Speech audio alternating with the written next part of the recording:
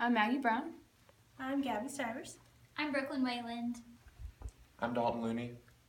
I'm Christy Calvin. I'm Kathy Boomer.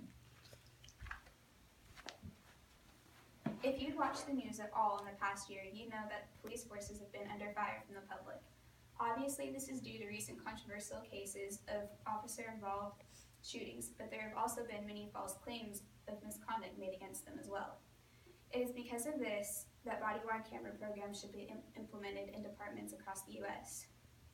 The use of body-worn cameras would satisfy everyone, and maybe, well, hopefully, settle recent outrages. The footage derived from these cameras can help correct problems within the police force and also be a great tool for training. They would protect police officers from false claims made against them, and the cameras would also lower civilian complaints made against agencies. And they provide the most valuable source of evidence, video and audio recordings. Almost every state has even considered making mandatory the use of body-worn cameras in the past year. In fact, according to the Tulsa World newspaper, the Tulsa Police Department plans to equip all field officers with body-worn cameras by next year. They are able to do this with the $600,000 federal grant that was given to a total of 73 cities in order to increase trust and accountability between law enforcement agencies and the communities, according to a White House news release. The first reason we should implement a body-worn camera program is because these gadgets can help identify and correct internal problems within the department using the footage from them. So if an officer did perform an act of misconduct, they would be reprimanded. The cameras can also be a helpful training tool.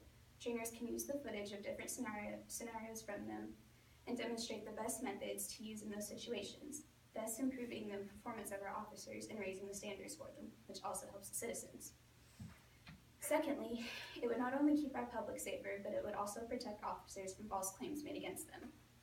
According to a survey from the Police Executive Research Forum, or PERF, the cameras would provide better evidence documentation, increased accountability, and transparency. For example, my government teacher was a former police officer in Cushing, Oklahoma. His department used body-worn cameras, but it was not mandatory. He told me that every time he got out of his car or pulled someone over, he'd turn on his camera so that if they accused him of false conduct, he'd have proof of the actual incident.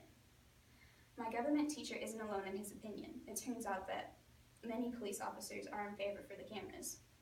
Police One conducted a nationwide survey among local, state, and national law enforcement professionals. They found that 86.5% believe that the use of body-worn cameras would reduce false claims of police misconduct and reduce the likelihood of litigation against the agency. Thirdly, it reduces the amount of force officers use on the job. There was a recent year-long study in Rialto, California, of the effects of body-worn cameras and whether they would reduce the use of force and the amount of complaints from civilians. Here are the most impressive results: a 60% reduction in officer use of force incidents following camera deployment, and an 88% reduction in number of citizen complaints.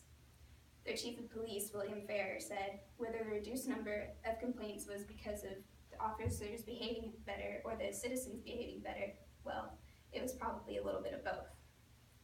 Everyone is on their best behavior when the cameras are on, the officers and the public.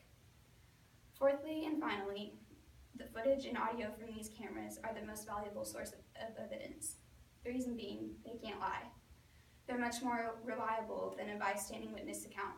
In accident situations, when police are questioning witnesses, the cameras are useful for collecting the accounts, and the videos are much more better than writing them on paper.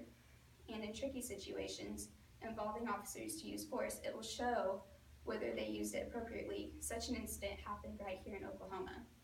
In April, Sand Springs officer Brian Barnett fatally shot Donald Allen. Allen had threatened Barnett while approaching him with a loaded pistol. Sand Springs Chief Carter said that the footage released from Barnett's body cam very clearly shows that Barnett had made a good decision to shoot Allen, who had a history of mental illness. Of course, there are some concerns about body cams, one being privacy issues, because when officers are called to service, they could be going inside someone's private home. Another is the issue of how to store the data collected from them.